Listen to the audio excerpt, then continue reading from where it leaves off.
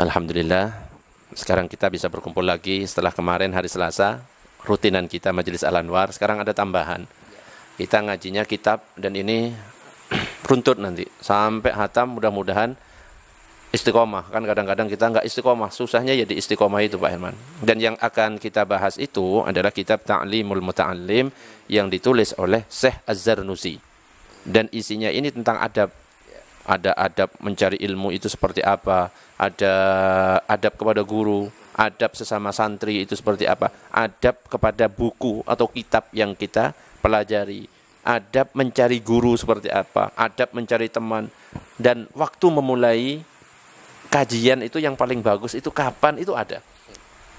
Nah, kenapa alasannya kita nanti itu hari Selasa malam Rabu itu jadi bukan sembarang alasan, bukan karena sesempat saya, bukan, tapi karena ada alasan. Dan ini nanti akan dibahas. Ustadz, kan pengajian Al-Anwar itu kan di situ ada Selasa sama Rebo.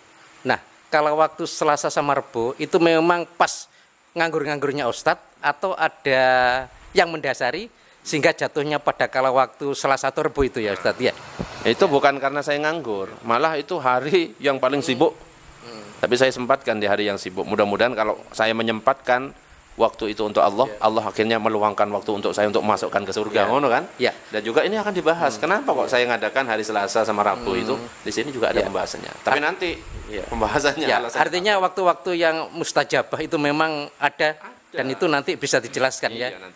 Karena begini, karena selama ini ya saya ngikut di pengajian Al-Anwar, mengapa kok hari Selasa? Itu bayangan saya. Paling ya ini pas Ustadz lagi kosong, lagi nggak ada kegiatan, maka dipaskan hari Selasa. Ya, bukan itu Ustadz ya. Wah ya nanti mau dijelaskan ya, sehingga menjadi ada perspektif tambahan. Oh ternyata milih hari itu ada alasan yang sifatnya dikuatkan pada adab atau dalil khusus ya. Artinya ada cerita yang perlu diceritakan. Oh ternyata nggak hanya asal hari saja ya. Artinya ada hitung secara kalau waktu ya. Ya Ustadz. Sekarang yang akan saya bacakan muqaddimah terlebih dahulu ya. Nanti di muqaddimah ini bisa didiskusikan mana sih yang penting, nggak masalah. Yang penting jelas baru kita naik ke halaman berikutnya, dikit-dikit demi sedikit, yang penting paham dulu. Artinya buku Ta'limul Muta'allim ini nanti memang diniatkan supaya ini menjadi berkelanjutan tentang kajiannya, sehingga masalah adab-adab ini itu bisa dimengerti oleh jamaah ya. Karena sekarang ini memang masalah adab sesuatu yang krusial ya. Banyak orang punya ilmu lepas adab ya. Dan ini yang ada risikonya ya. Coba risikonya misalkan dulu ya. Kalau waktu kita sekolah berani nggak duduk di mejanya guru, di kursinya guru? Berani? Tidak berani. Ya. Sekarang coba. Kira-kira berani apa enggak? Sekarang langsung naik malah ya. Cenderung berani ya. Ya itu bahkan kadang-kadang begini ya, kalau ada orang panggil Ustadz sini. Nah, itu kan sesuatu yang enggak beradab sebenarnya.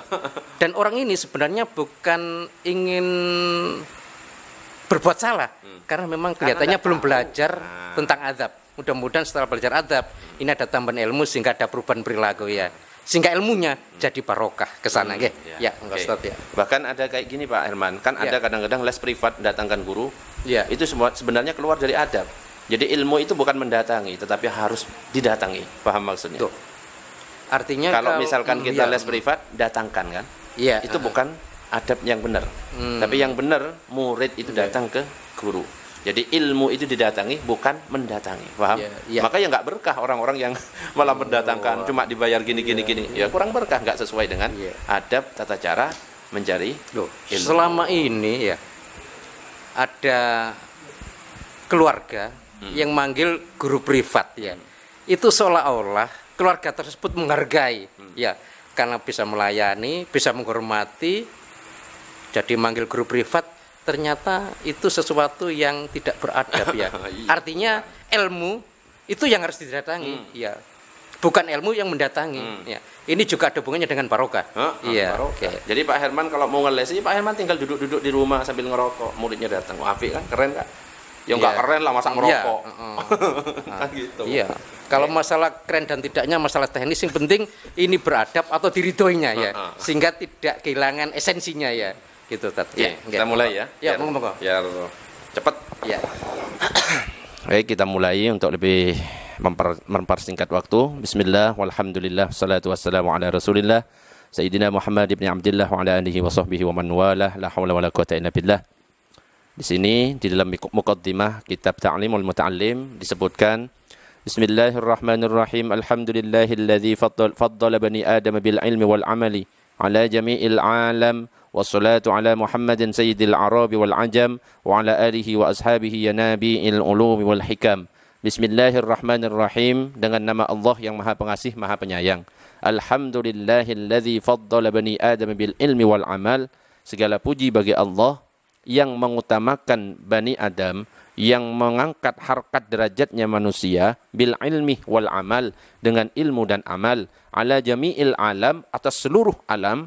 Wassalatu ala Muhammadin, dan solawat mudah-mudahan tetap tercurahkan atas baginda kita Nabi Muhammad sallallahu alaihi wasallam, sayyidil arabi wal ajam, yaitu pemimpin orang Arab dan non-Arab, wa ala alihi, dan juga kepada keluarganya, wa ashabihi, dan juga sahabatnya, ya nabi'il ulumi wal hikam, yang menjadi sumber ilmu dan hikmah. Ini muqaddimahnya, dan ada beberapa pelajaran yang bisa kita ambil dari muqaddimah ini. Yang pertama adalah hendaknya ketika kita melakukan sesuatu yang baik seperti menyusun kitab, maka awali dengan bismillah.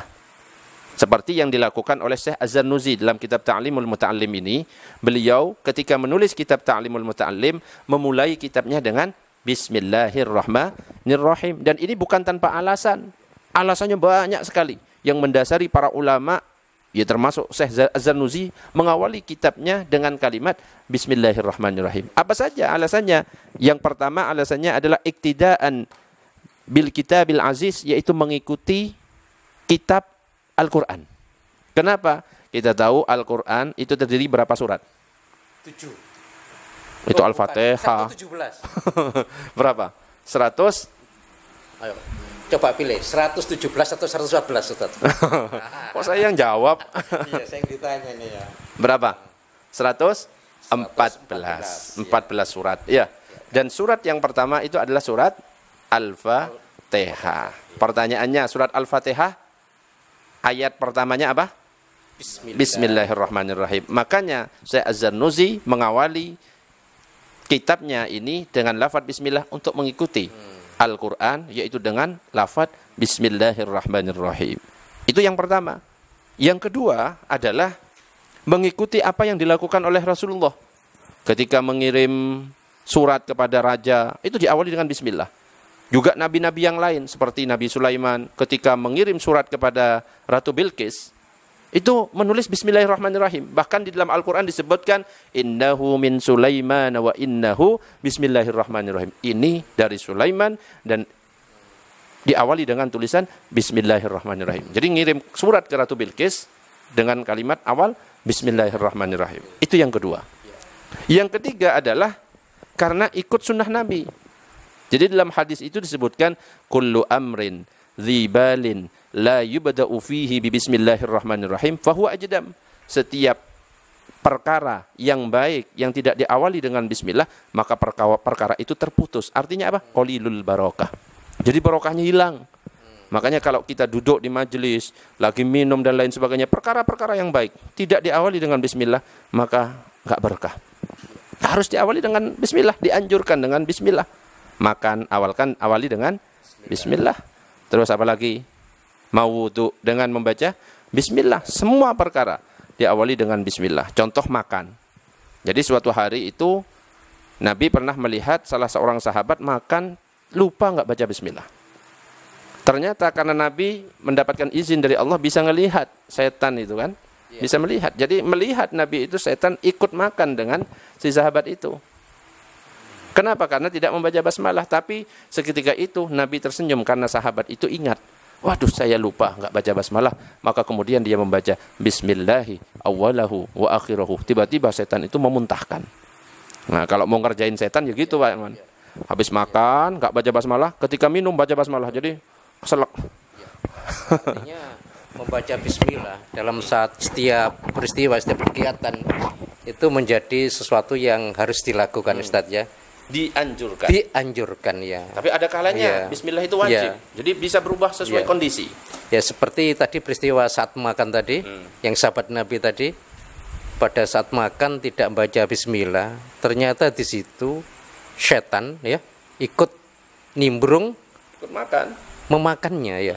Sehingga kalau kita ini kan seolah-olah orang yang apa ya, kita ini orang-orang awam ya, gak baca bismillah ya tetap terasa nikmat ya. Artinya kalau ini yang melihat orang yang punya indera keenam, artinya bismillah ini sesuatu yang memang bisa mencegah masuknya setan di mulut kita pada saat kita makan ya. Ya, jadi bismillah ini sesuatu yang dianjurkan, yang salah satunya menjadi yang akan kita lakukan barokah, yang kita makan menjadi makanan yang nikmat barokah ya. Ini salah satu dari buku ini baru Ta'lim Muta'alim ya. Artinya segala sesuatu, perkara apapun, setiap peristiwa yang dilakukan itu dimulai dengan bismillah. Bismillah, bismillah. Bismillahirrahmanirrahim. Bismillahirrahmanirrahim ya. Dan di situ harus ada perincian perkara yang baik. Tapi kalau perkara yang nggak baik nggak boleh didahului dengan bismillah. Berzina, bismillahirrahmanirrahim. Ngelirik istrinya orang, bismillahirrahmanirrahim. Gimana hukumnya? Nyolong, bismillahirrahmanirrahim. Ya, kalau gini Ustaz, kan merokok itu kan makruh ya. Hukumnya makruh untuk pandangan tertentu ya. Terus supaya makruh ini bisa sedikit menaik menjadi tidak terlalu makruh, saya baca bismillah ya. Yang seperti itu gimana? Mentaktisi seperti itu salah atau memang diperbolehkan Ustaz ya? Iya. Bagus itu. Iya. Jadi hukum membaca basmalah itu ada 5. Bisa berubah sesuai dengan kondisinya. Ada kalanya hukumnya pertama wajib. Kapan hukum membaca basmalah itu wajib? Ketika kita sholat. Di situ ada syarat rukun sholat, yaitu membaca al-fatihah. La sholata liman lam yaqra' bi fatihatil kitab. Tidak sah sholat seorang tanpa membaca al-fatihah. Dan al-fatihah itu 7 ayat. Ayat pertama adalah bismillah. Kalau ada orang sholat tidak membaca basmalah, berarti al-fatihahnya tidak lengkap. Kalau orang membaca al-fatihah tidak lengkap, berarti rukunnya juga tidak lengkap. Rukun tidak lengkap, berarti sholatnya tidak sah. Maka hukum membaca bismillah pada saat sholat wajib. 1. Yang kedua sunnah, terhadap perkara-perkara yang sunnah. Misalnya ngaji seperti ini, kita awali dengan basmalah. Sudah belum tadi? Tadi belum kayaknya ya. Dalam batin sudah terencana Ustaz ya. Tapi lupa ya. Ya, tapi belum dilisankan ya. Lisankan dulu, kita baca basmalah. Bismillahirrahmanirrahim. Ya. Tapi sudah kayaknya al-fatihah kan tadi baca. Tadi saya assalamualaikum Ustaz ya. Tanpa bismillah ya. Mestinya di pikiran saya sudah ada terlintas, cuma belum dilisankan ya. Sudah dimaafkanlah ya. Nanti jangan diulang ya. Oke, Ustaz, jadi perkara sunnah seperti apa? Selain ngaji membaca Al-Quran. Olahraga itu perkara mubah. Mubah ya itu. Tapi bisa berubah haram kalau misalnya olahraganya bareng itu aerobik misalnya. Ya beda lah ya. Bismillah ngelihat untuk mengurangi keharuman. Bismillah ya tidak bisa. Jadi yang pertama wajib, yang kedua sunnah. Perkara yang sunnah maka disunnahkan mengucapkan basmalah, membaca Al-Quran. Terus wudhu itu sunnah. Terus Pakai sarung termasuk. Pakai sarung menutup aurat kan wajib itu. Ya. Enggak. Tapi bacanya itu enggak sunnah. Aku pakai sarung ya, bismillahirrahmanirrahim gitu. Sunnah. Artinya supaya memperkuat tidak gampang melorot itu Ustaz ya. Iya, sunnah. Kan punya kekuatan itu ya. Kelihatannya sederhana ya. Pokoknya hal-hal yang sunnah maka hukumnya sunnah. Ada lagi perkara mubah. Perkara mubah membaca basmalah hukumnya ya mubah. Enggak dapat pahala, enggak dapat pahala juga enggak dapat dosa. Tetapi kalau diniatkan zikir maka bisa mendapatkan pahala. Contoh mindah meja. Sudah. Tapi tanpa niat apa-apa. Perkara yang mubah mindah meja. Tetapi kalau diniatkan zikir, bismillahirrahmanirrahim, maka dapat pahala. Atau membaca basmalah ketika membaca surat At-Taubah di pertengahan. Itu boleh, mubah. Terus bisa berubah menjadi makruh kalau kita melakukan perkara makruh. Nyabut uban itu hukumnya makruh. Bismillahirrahmanirrahim. Bismillahirrahmanirrahim. Itu uban ya. Terus ngerokok hukumnya apa? Hukumnya Pak Herman pakai hukum yang mana? Makruh yang dimaklumi. Makruh. Iya. Makruh ya? Makruh ya. Tapi ini yang agak sulit Ustaz ya. Aslinya sebenarnya sadar makruh, baik enggak sih sebenarnya? Sesuai kata hati. Kalau kata hati, sebenarnya. Namanya merokok itu kan keputusan gak cerdas ya. Cuma kalau gak merokok menimbulkan kebingungan dan saya akhirnya berperilaku yang aneh-aneh. akhirnya merokok bisa membuat saya lebih baik, maka merokok menjadi baik untuk saya gitu Ustaz ya. Berani dari Pak Fredo ya. Iya. Pak Salman takut diamuk Iya, nanti. atau diamuk ya. Intinya hukum itu ya makruh, cuma sebuah keterpaksaan sehingga nanti saya itu mengandalkan ampunan Ustaz ya. Gitu ya. Oke. Jadi kalau Pak Herman pakai hukum makruh merokok, berarti ketika merokok membaca basmalah itu bukan mengurangi kemakruhan, tapi malah hukumnya makruh. Seandainya nggak membaca basmalah dapat pahala, malah membaca, malah ya nggak dapat apa-apa, malah nggak disukai. Di sini saya bisa salah menerjemahkan ilmu yang kemarin. Saya punya bayangan gini, merokok itu makruh. Saya membaca bismillah bisa mengurangi kemakruhan. Ternyata malah menjadi makruh ya. Tidak membaca malah lebih aman ya. Aman. Ya, tidak jadi malah makruh ya. Itu kalau pakai yang pendapat makruh. Ya. Tapi kalau teman-teman Muhammadiyah kan pakai haram kan? Iya, haram. Teman-teman Muhammadiyah pakai haram berarti haram kalau baca basmalah makruh. Tapi Pak Herman pakai NU apa Muhammadiyah pendapatnya? Saya pakai NU yang moderat ya. Yang moderat artinya apa? Artinya halal gitu. Artinya makruh tapi bisa menjadi halal. Baik pada saat itu menimbulkan kebaikan untuk saya. Katanya kan gini Ustaz, sebaik-baiknya urusan itu yang baik di akhirnya. Kalau merokok bisa membuat saya lebih baik, maka itu saya lakukan gitu ya. Ya ini pikiran saya, pikiran bisa salah ya. Setidaknya itu yang saya punya Ustaz ya. Yang penting tetap ngaji gitu ya. Iya ngaji ya. Ngerokok nggak ngerokok tetap ngaji. Yang bahaya itu wis ngerokok nggak ngaji kan gitu kan. Ya. Tapi saya meskipun nggak ngerokok Pak Herman, saya akui memang ngerokok itu ya ada keutamaannya. Yang pertama keutamaannya kalau orang yang ngerokok itu betah melek. Nggak mungkin kan Pak Herman lagi tidur sambil ngerokok. Nggak mungkin. Yang kedua stabilitas keamanan rumah terjaga kan. Dikit-dikit batu ngekel. Jadi saya maling mau masuk belum tidur kan. Terus yang ketiga matinya husnul khotimah. Nggak pakai nazak, nggak pakai sakaratul maut, langsung sesak nafas jantung kan mati. Wah ya, ini Ustaz, saya ini juga ada itu prediksi Ustaz ya. Gini, bumi ini suatu saat itu kan penuh polutan ya, banyak polusi. Dan nanti orang-orang yang perokok itu aman, yang nggak perokok itu batuk semua masuk rumah sakit, gitu Ustaz. Terus berarti yang merokok itu lebih terselamatkan. Karena apa? Karena sudah adaptasi ya. Sudah pengalaman. Iya, ya informasi nggak usah ditiru, tetapi bayangan saya memang orang yang perokok itu kalau ke terminal dia lebih aman. Artinya sudah adaptasi dengan lingkungan. Tapi nggak merokok, wah itu yang di rumahnya itu pokoknya mulutnya ditutup, jangan sampai kena debu, ada debu sedikit minggir. Kalau mereka ke terminal, mereka akan batuk ya. Artinya apa? Alam itu memang seharusnya diperlakukan dengan sederhana supaya adaptasi ya. Gitu Ustaz ya. Terlepas salah dan tidaknya ya. Kalau sepeda motor itu yang keluar asap itu apa? Itu namanya polutan Ustaz ya. Bukan, namanya apa? Knalpot.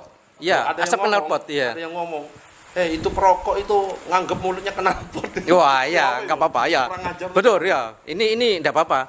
Saya itu tetap tak kasih ruang bahwa diri saya itu bisa salah Ustaz ya. Cuma yang saya sampaikan mudah-mudahan juga ada manfaatnya ya. Jadi merokok itu kelebihannya memang orang ini kalau mau ke terminal atau ke tempat polutan tidak gampang batuk. Karena sudah pengalaman ya. Iya, saya punya. Wah ini sudah merokok panjang nanti ya. Oke. Ya saya khawatir membenarkan diri saya. Padahal ini salah khawatirnya gitu ya. Kalau bicara agama kan nggak boleh keluar dari hukum. Ini kan bicara masalah perasaan dan pikiran saya, sehingga nggak bisa dijadikan dalil gitu. Dan pikiran juga bisa salah gitu ya? Bisa salah, iya.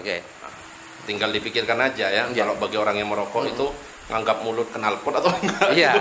Ya sudahlah, yang penting apalah ya. Allahumma shalli ala sayyidina Muhammad. Itu yang keempat. Jadi kalau kita membaca basmalah di waktu makruh, maka hukumnya makruh. Terus yang kelima akan menjadi haram kalau kita membaca basmalah di waktu haram. Contoh berzina, mencuri dan lain sebagainya, atau masuk ke kamar mandi. Itu hukum baca basmalah di dalam kamar mandi apa hukumnya? Bukan. Kalau cuma masuk makruh. Tapi kalau lagi buang hajat, lagi ngedon misalnya, itu sudah berubah. Bismillahirrahmanirrahim jadi haram. Jadi beda ya. Masuk makruh, buang hajat jadi haram kalau menyebut nama Allah. Paham? Iya. Berarti hari ini yang dapat kita bukan simpulkan, dapat kita maknai sesuatu yang baik itu bisa jadi bermakna tidak baik pada saat salah kondisi, salah tempat ya. Padahal baik kan, padahal baik ya. Tapi berubah menjadi nggak baik kalau salah tempat. Ya. Lanjutannya berikutnya. Jadi Kenapa Syekh Az-Zarnuji ini memulai kitabnya dengan basmalah? Ternyata beliau itu meminta pertolongan kepada Allah. Jadi merasa dirinya lemah. Jadi apa yang ditulis oleh Syekh Az-Zarnuji bukan karena usahanya, tetapi ini semuanya karena pertolongan Allah. Nah, jadi beliau itu tidak menganggap amalan yang ia kerjakan atau kitab-kitab yang ia tulis berdasarkan usahanya sendiri, tetapi ini semuanya datang dari Allah. La haula wala quwata illa billah. Tidak ada daya dan upaya kecuali dengan pertolongan Allah. Makanya mengucapkan bismillahirrahmanirrahim ini menunjukkan saya ini orang yang lemah. Jadi semua yang saya kerjakan ini semuanya dari Allah. Kalau Allah tidak berkehendak, tidak bisa. Ya makanya jangan sampai kita membanggakan diri karena sudah rajin istiqomah sholat berjamaah di masjid langsung. Ini loh, rajin berjamaah. Padahal kita bisa rajin berjamaah di masjid karena pertolongan Allah. Ini loh saya sudah pengalaman ngerokok jadi aman. Ya enggak itu loh. Dah itu enggak masuk. Ya. Ya Ustaz. Pengajian yang membahas masalah adab ya, itu tadi kan si penulisnya saja ya. Orang sekualitas itu dia apapun sandarannya kepada Allah. Jadi eling sopo sing ngekei. Istilahnya kalau orang itu ingat itu, maka sifat ujubnya itu bisa tidak berkembang. Iya. Dan ini memang ini juga menunjukkan bahwa saya ini orang yang lemah. Jadi ilmu yang saya punya juga dari Allah. Padahal tawaddu ya kita padahal dari karyanya ini luar biasa. Karyanya luar biasa, tebel kayak tapi gini. Beliau ini dari Allah. Jadi peluang untuk ujub sombong itu menjadi sudah terkikis sendiri ya. Berkurang, hilang ya. Lanjut. Mengakui kelemahan diri, ya kan? Dengan menunjukkan bahwa semua yang dilakukan itu atas pertolongan Allah. Dan yang keenam, bertabarruk dengan nama Allah, bertawassul dengan nama Allah. Jadi dalam lafaz bismillah itu ada 3 nama Allah. Yang pertama, bismillahi Allah, ya kan? Yang kedua, Ar-Rahman, yang Maha Pengasih. Yang ketiga, Ar-Rahim. Jadi ada 3 nama Allah, Asmaul Husna di sini. Nah, bertabarruk mencari berkah dari nama Allah itu. Dan yang berikutnya, kenapa kok mengawali dengan bismillah?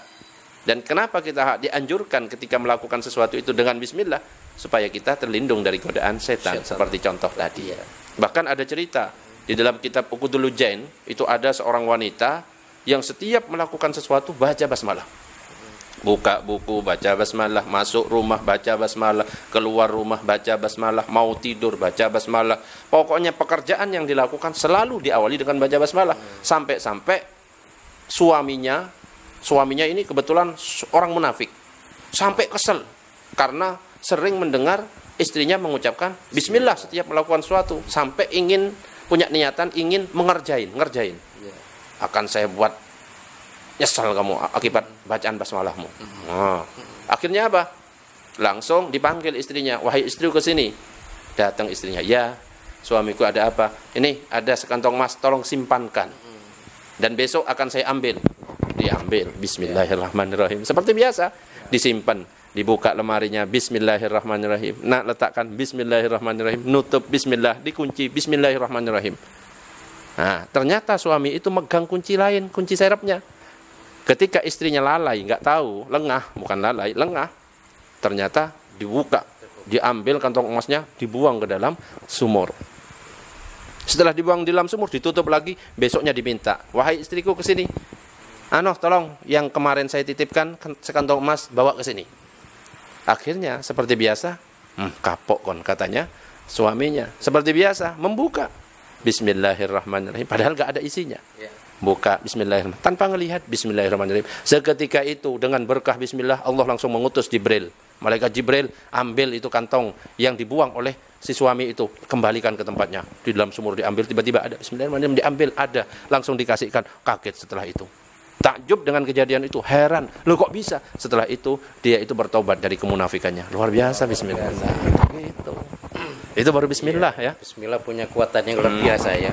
Yang tadi suaminya mau mengkecoh, tapi beliau yang terkecoh ya. Malah tobat. Tapi akhirnya ada mana yang didapat ya. Jadi berakhir dengan kebaikan ya. Ya, jelas ya. Jelas Ustaz ya. Berikutnya, jadi diawali dengan bismillah. Karena ada hadis Nabi yang mengatakan kullu amrin dzibalin la yubda'u fihi bi bismillahirrahmanirrahim fahuwa ajdam. Setiap perkara yang baik yang tidak diawali dengan basmalah, maka perkara itu terputus alias tidak berkah.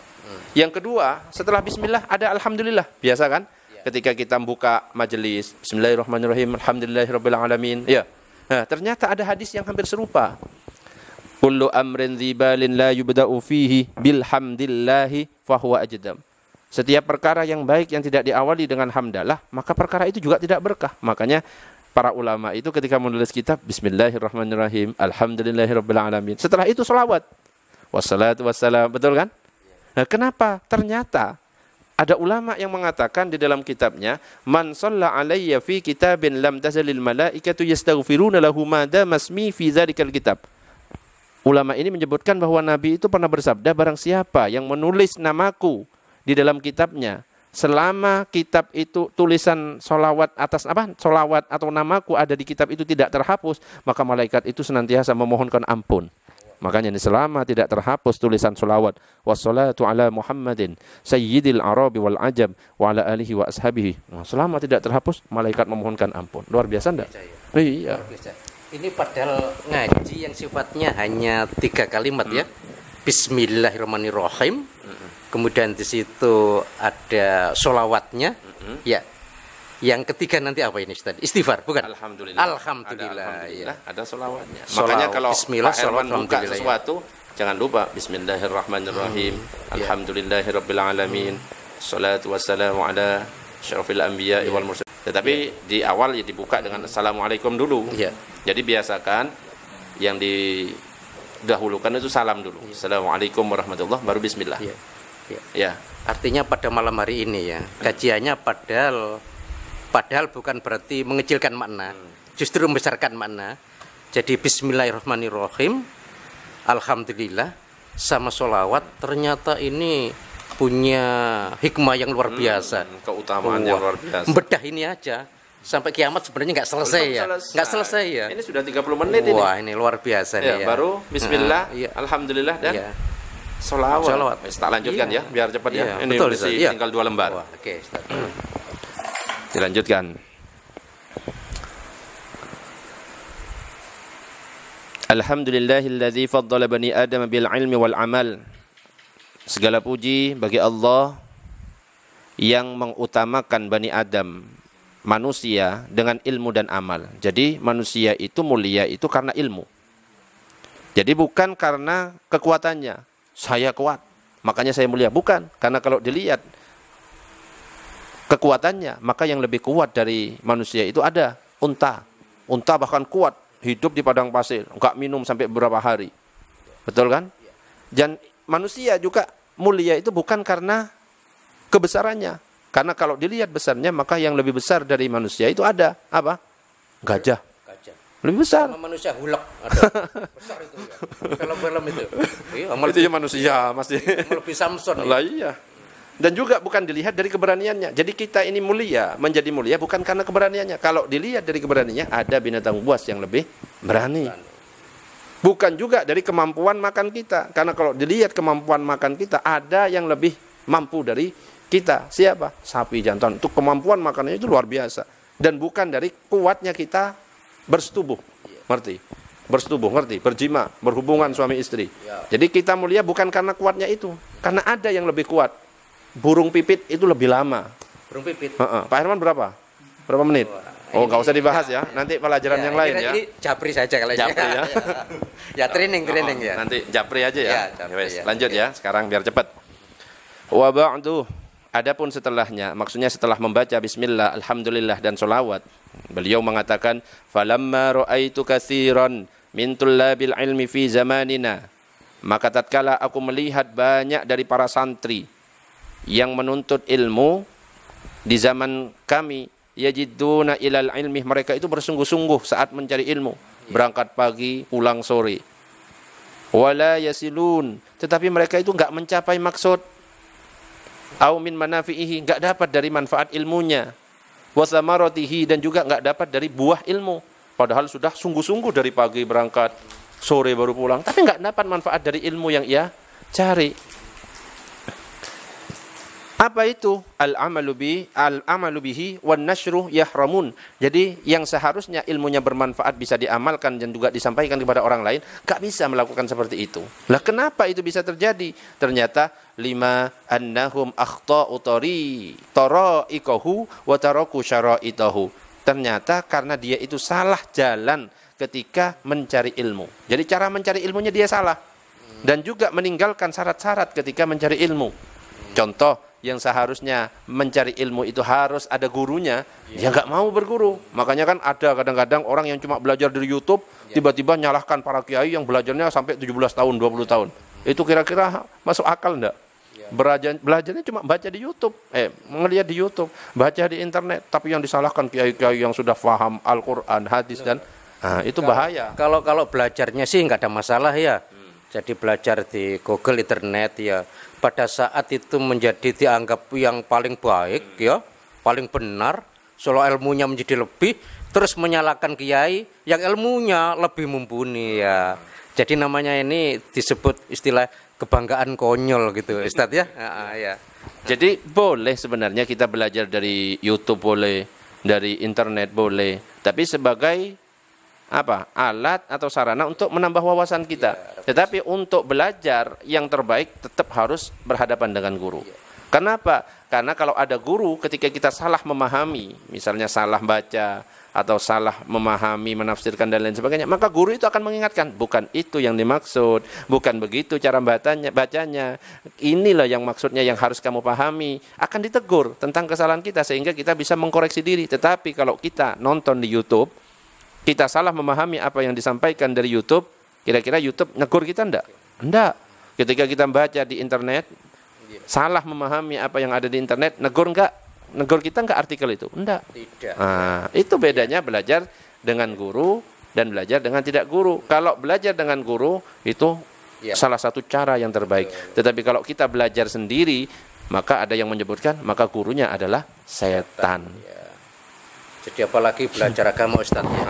Agama itu kan belajar itu lebih terkait hukum-hukum, ada rawi-rawinya, ada hujah-hujahnya, ada dalilnya ya.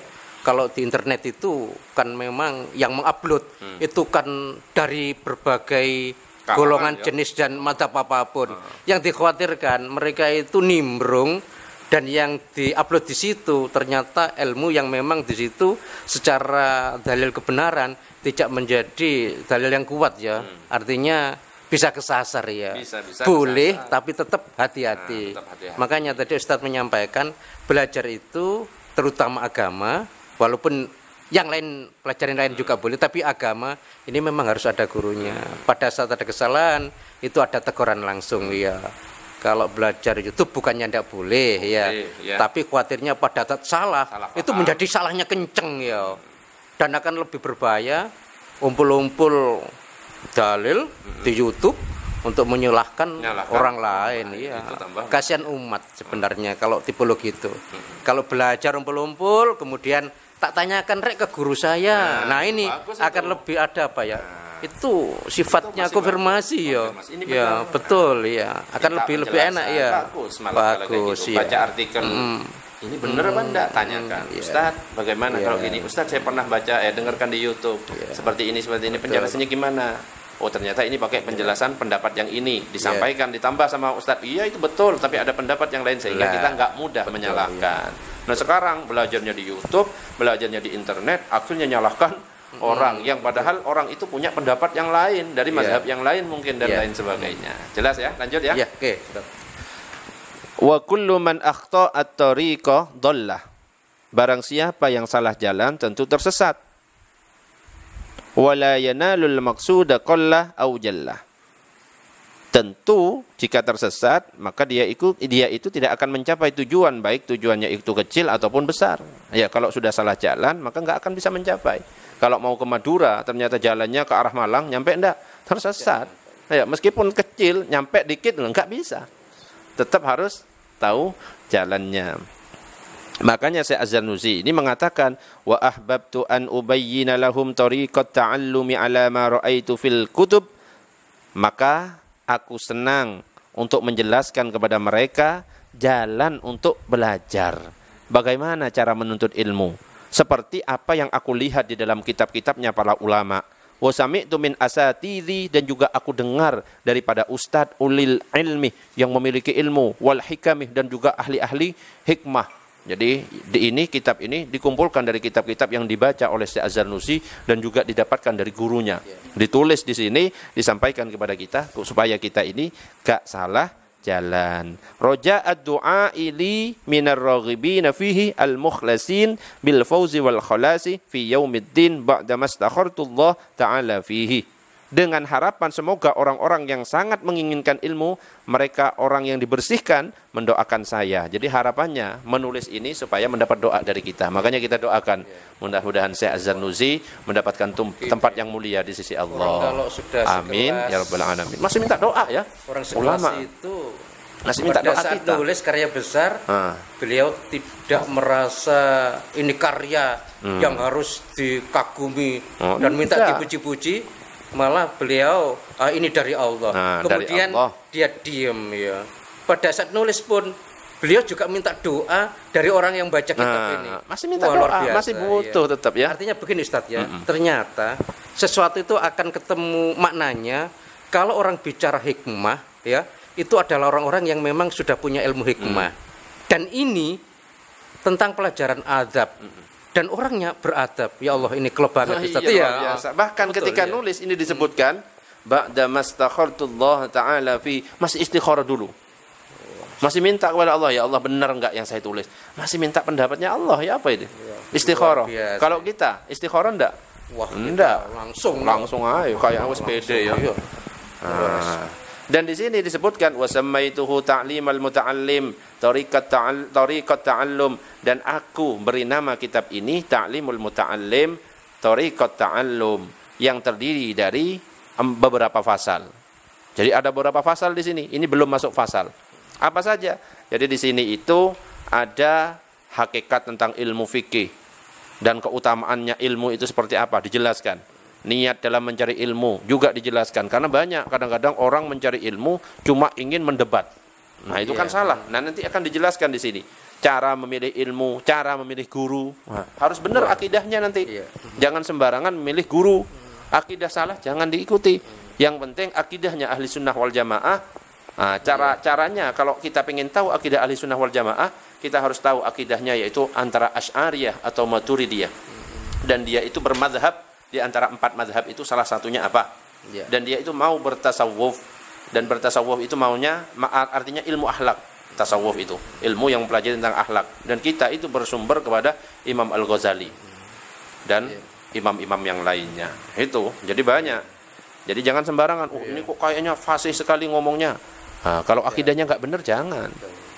Terus ada lagi cara menghormati ilmu. Cara menghormati guru, nah, itu juga diajarkan. Bahkan diceritakan nanti ketika ke rumahnya guru nggak berani ngetok, jadi nunggu sampai gurunya keluar. Makanya kemarin waktu saya kajian subuh itu Iqbal itu jemput saya kebetulan ketiduran, baru bangun waktu adzan. Ternyata Iqbal datangnya dari jam 3. Bal, kok nggak ngetok, Bal? Saya nggak berani ngetok. Kan nggak ngetok yang salah kan jadinya. Jadinya telat, saya nggak ngaji. Jadi padahal adab itu. Adab itu juga harus ada rasionalnya Ustadz ya. Ada rasionalnya ya. Kalau adab saja misalnya, wah Ustadz bisa-bisa memang kesiangan ya. Gara-gara adab yang tidak rasional ya. Maksudnya adab yang memang tetap akli ya. Ada betulnya ya. Ya. Kita tetap adab itu menjadi hargai, kita hargai ya. Enggak, saya kasihannya telatnya itu loh ya. Saya menghargai Iqbal itu di tawadhu'nya, di adabnya ya. Cuma karena tawadhu itu Ustadz jadi telat. Ini gimana? Akhirnya disiapkan nasi di sana itu dimakan tanpa pengajian. Enggak apa-apa lah ya. Ya. Itu kan pelajaran buat kita ya. Terus juga diajari tentang tawakal, waktu belajar untuk menghasilkan ilmu itu kapan, saling mengasihi dan saling menasehati itu gimana, mencari tambahan ilmu, pengetahuan, bersikap warok ketika menuntut ilmu, itu akan dibahas semuanya dan lain sebagainya.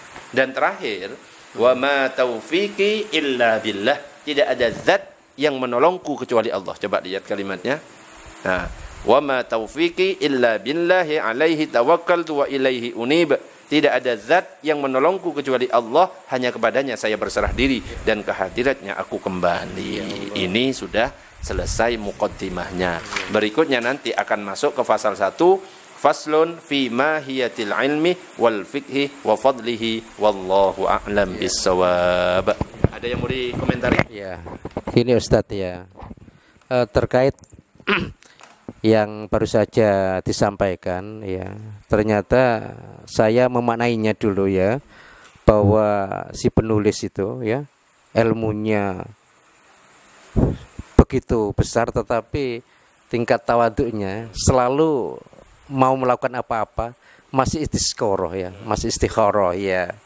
Kemudian beliau ingin menjauhi sifat sombongnya. Kalau dari 1, 2, 3 halaman tadi yang sebenarnya hanya beberapa halaman, kalau kita manai ya, insya Allah kita bisa mengambil hikmahnya Ustadz ya. Dan kalau ini Ustadz, tadi kan juga disampaikan baca bismillah, alhamdulillah dan sholawat ya. Kalau terkait membaca bismillah dalam sholat, nah itu kan ada bacaan yang dipelankan atau bacaan yang tidak dilisankan, itu hukumnya seperti apa? Kemudian dalam sholat itu kan ada yang membaca Sayyidina, ada yang tidak ya. Artinya ini tambahan supaya unek-unek yang ada di dalam batin saya ini menjadi bisa ada jawaban dari Ustadz ya. Oke. Dan ini yang terakhir, yang ketiga Ustadz ya. Kalau saya simak dari yang disampaikan tadi, ternyata bisa jadi Ustadz ya, santri-santri zaman dulu ya, karena beliau itu belajar tentang adab, akhirnya setelah lulus dari pondok itu hidupnya barokah Ustadz ya. Mungkin ada hubungannya dengan ilmu yang barusan tadi disampaikan. Monggo Ustaz. Ya, yang pertama adalah bismillah, ada yang dikeraskan, ada yang enggak gitu kan? Ya. Jadi salah satu rukun salat itu adalah membaca Al-Fatihah. La salata liman lam yaqra bi Fatihatil kitab, tidak sah salat seorang tanpa membaca Al-Fatihah. Yang di antara ayatnya adalah membaca bismillah. Bagaimana kalau bismillahnya dikeraskan? Kalau dikeraskan itu berarti pakai pendapatnya mazhab Syafi'i dan sah. Kalau tidak dikeraskan kan membaca tetap kan? Meskipun tidak dikeraskan, yang penting dia membaca, maka itu sah, dan itu juga pendapatnya mazhab Hambali. Mau dikeraskan ataupun tidak dikeraskan, maka dua-duanya sah. Yang enggak sah itu kalau tidak membaca sama sekali. Tetapi kalau seandainya ada orang yang enggak membaca sama sekali, itu masih sah, karena ada pendapat yang mengatakan bismillah tidak termasuk surat Al-Fatihah. Jadi ayat pertama itu alhamdulillah. Jadi kita harus berlapang dada. Oh, mungkin pakai pendapatnya ini. Oh, kalau mengeraskan, oh berarti pakai pendapatnya mazhab Syafi'i.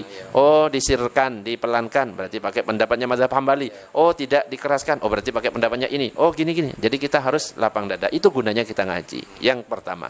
Yang kedua, ketika tahiyat misalnya, ada yang menggunakan sayyidina, ada yang enggak. Bahkan sampai ada yang mengatakan enggak boleh mengatakan sayyidina itu. Alasannya apa? Alasannya karena ada hadis katanya.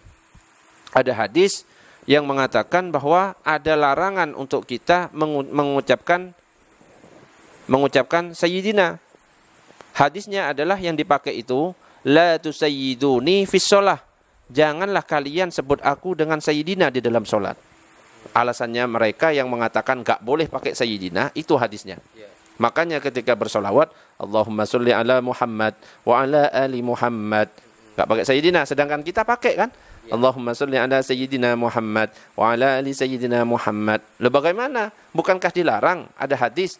Ternyata setelah diteliti disebutkan di sini, Al-Imam Muhammad bin Abil Abbas Ar-Ramli mengatakan, wa amma hadisu la tusayyiduni fis shalah. Adapun hadis yang mengatakan jangan mengucapkan sayyidina kepadaku ketika salat, fabatilun, maka hadis itu adalah batil. La aslalahu, tidak ada asalnya, kama qalahu ba'du mutaakhiril huffat, sebagaimana yang disebutkan oleh huffat kurun belakangan. Ini disebutkan dalam kitab Nihayatul Muhtaj ila Syarhil Minhaj. Jadi hadisnya itu apa tadi? Batil. Batil itu berarti gimana? Ya enggak sahih. Tidak ada asalnya. Kalau sudah enggak sahih dan tidak ada asalnya, apakah perlu kita amalkan? Ya enggak bisa. Karena ada firman Allah yang berbunyi, la taj'alu du'a ar-rasul bainakum ka du'a ibadikum ba'da. Janganlah kamu jadikan panggilan Rasul di antara kamu seperti panggilan sebagian kamu sebagian yang lain. Man Herman, sopan enggak kira-kira? Ini Rasul. Nah, Nabi Muhammad kepada bapak kita langsung manggil, Bob, Bob, Bob. Sopan enggak? Dia tetap Pak Bobby. Nah, itu lebih sopan. Itu kepada orang. Nah, kepada orang itu. Apalagi kepada Nabi, pemimpinnya umat semuanya. Jadi kalimat Syaidina itu memang menyanjung ya. Artinya memberi penghormatan karena beliau itu mulia ya. Pemimpin kami, Tuhan kami, bukan mengkultuskan, bukan beda. Mengkultuskan, karena nggak sampai menyembah. Nah, oke ya, jelas ya. Jelas. Dan waktunya sudah lumayan ini, sudah berapa menit Pak Bobi? Wis 40 menit ya? Ya. Oh, sudah 40 menit cukup. Nanti kita lanjut ke pasal pertama ya. Ya. Monggo ditutup. Oke. Alhamdulillah. Pada malam hari ini telah kita simak kajian dari Ustadz Anwar Mursyadat terkait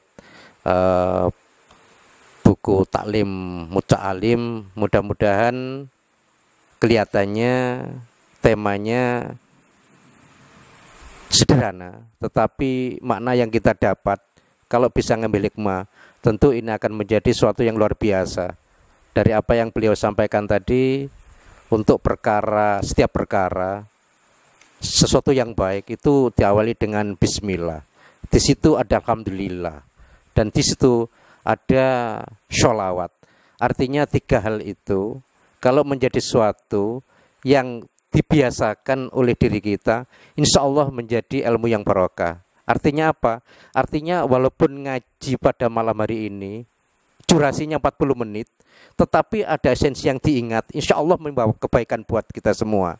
Dan tadi juga dari penjelasan Ustadz Ar-Rusyadat terkait profil dari si penulis, beliau itu karya besar, buku Taklim Muta'alim ini, tetapi beliau posisinya selalu ngambil tawadu ya. Artinya beliau tetap merasa apa ya, orang itu mampu apa atas dirinya tanpa pertolongan Allah. Beliau ingat semua itu adalah yang mengasihi Allah, dan itu menjadi suatu yang beliau ingat sehingga walaupun dia berkarya besar, dia tetap tampil dalam diam ya. Dan malah beliau pada saat bukunya itu, kitabnya dibaca siapapun, beliau masih minta doa. Ini suatu yang luar biasa. Jadi orang yang menulis tentang buku adab, orangnya sudah punya ilmu adab. Ini sesuatu yang nanti akan kita ikuti terus. Mudah-mudahan kajian tentang buku kitab Taklim Muta'alim ini untuk periode episode selanjutnya menjadi bisa lebih memberikan kita khasanah ilmu tentang adab, adab terkait ilmu, mencari ilmu, adab kepada guru, adab mencari apapun, rezeki mungkin juga ada di sana, adab bertetangga, sosial terhadap teman, dan insya Allah nanti akan ada kupasan-kupasan lebih lanjut yang lebih bermakna Ustadz ya. Barakallah untuk jenengan, mudah-mudahan Ustadz Sadat ini karena memang bukan masalah hobi dan tidak hobi dakwah, memang ini tuntutan nuraninya supaya tiap minggu tetap ada kajian, dan ini barakallah untuk beliau dan juga untuk pemirsa, dan kepada Pak Bobby selaku penyunting, barakallah untuk beliau, dan kepada Pak Solikin sebagai pihak tuan rumah, mudah-mudahan barakallah juga. Akhirul kata, wassalamualaikum warahmatullahi wabarakatuh.